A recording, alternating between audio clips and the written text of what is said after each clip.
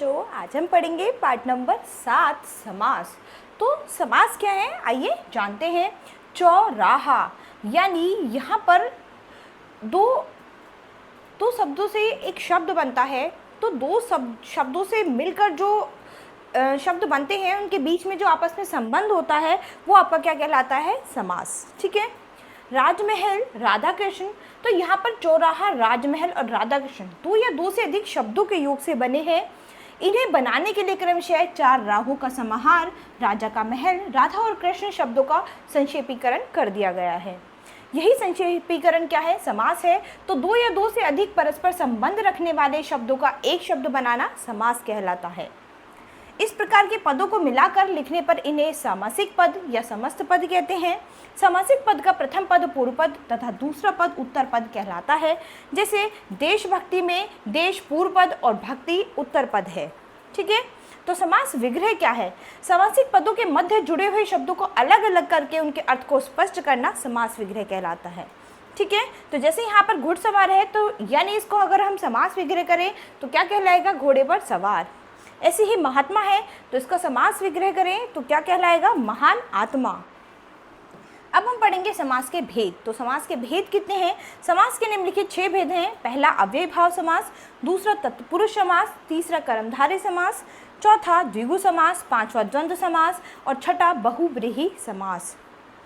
पहला है अव्यय भाव समास। जिस समास में प्रथम पद अव्यय हो और संपूर्ण सामासिक पद क्रिया विशेषण या अव्यय का काम करे उसे अव्यय भाव समास कहते हैं। इसमें पहले पद की प्रधानता रहती है। चूंकि प्रथम पद अव्यय होता है इसलिए उस पर लिंग, वचन या काल का प्रभाव नहीं पड़ता है। जैसे प्रतिदिन बराबर है प्रति प्लस दिन।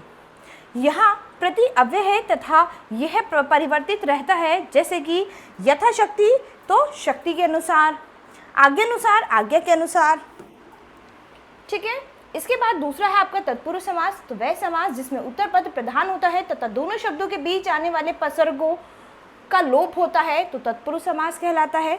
जैसे कि हस्तलिखित, हाथ से लिखा हुआ। तो तत्पुरुष के भेद क्या हैं, तत्पुरुष के भी 6 भेद हैं। पहला कर्म तत्पुरुष, करण तत्पुरुष, संप्रदान तत्पुरुष, अपदान तत्पुरुष, संबंध तत्पुरुष और अधिकरण तत्पुरुष। तो आपने यहाँ पे देखा होगा कर्म तत्पुरुष समास में क्या है, को विभक्ति का लोप होता है। ठीक है। जैसे कि यश प्राप्त यानी यश को प्राप्त। इसके बाद है करण तत्पुरुष। तो करण तत्पुरुष में से या फिर के द्वारा का लोप होता है। ठीक है। जैसे गुण युक्त है यानी तो गुण से युक्त। ठीक है। इसके बाद है संप्रदान तत्पुरुष समास। इसमें के लिए विभक्ति का लोप होता है। जैसे कि देशभक्ति तो देश के लिए भक्ति। इसके बाद है अपदान तत्पुरुष। तो अपदान तत्पुरुष समास में से यानी के द्वारा, ठीक है, से विभक्ति का लोप होता है। यानी इसमें क्या है, इसमें से मतलब है से विभक्ति का किसी चीज से बिल्कुल पृथक हो जाना, अलग हो जाना। ठीक है। तो पथभ्रष्ट यानी पथ से भ्रष्ट। संबंध तत्पुरुष समास, इसमें का, की, के विभक्ति का लोप होता है। जैसे कि हिमालय तो हिम का आलय। ठीक है।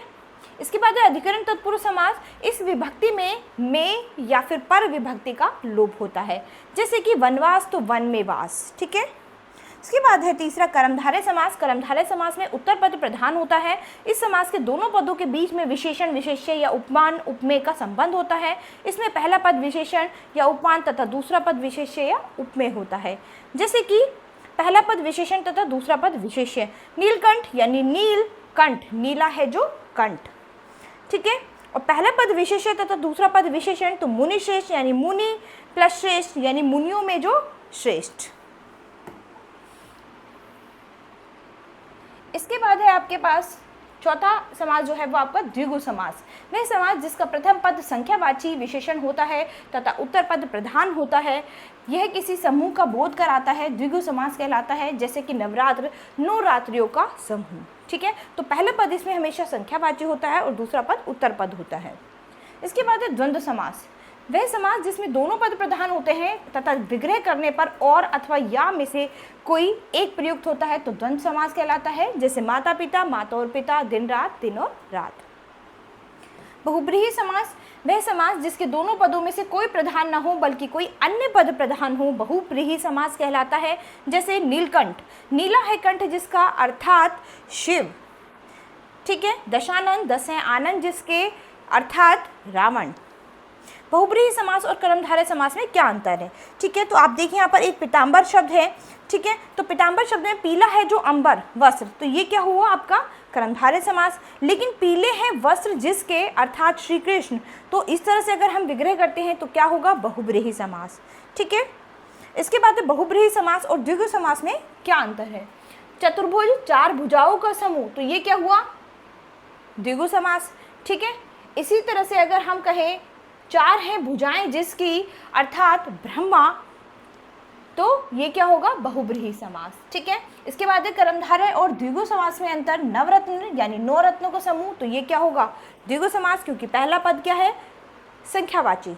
इसके बाद अगर हम कहें सज्जन, तो सत है जो जन, तो ये क्या होगा? कर्मधारय समास। ठीक है, तो इस पाठ का सार बच्चों आपको क्या मिला? दो या दो से अधिक शब्दों से मिलकर बना नया शब्द समास कहलाता है। समास के फलस्वरूप बने शब्द को समस्त पद या सामसिक पद कहते हैं। सामसिक पद के मध्य जुड़े शब्दों को अलग अलग करना समास विग्रह कहलाता है। समास के 6 पद होते हैं: अव्ययभाव, तत्पुरुष, कर्मधारय, द्विगु, द्वंद्व तथा बहुब्रीहि समास। तो बच्चों यहाँ पर हमने समास, समास के भेद, इनके बारे में अच्छे से पढ़ा है और समास विग्रह करना भी सीखा है। तो आप अभ्यास में एक बार फिर इसे दोहराएंगे। तो बच्चों ये पाठ हमारा यहीं खत्म होता है। अब हम अपनी नई क्लास में मिलेंगे अपने नए पाठ के साथ। धन्यवाद।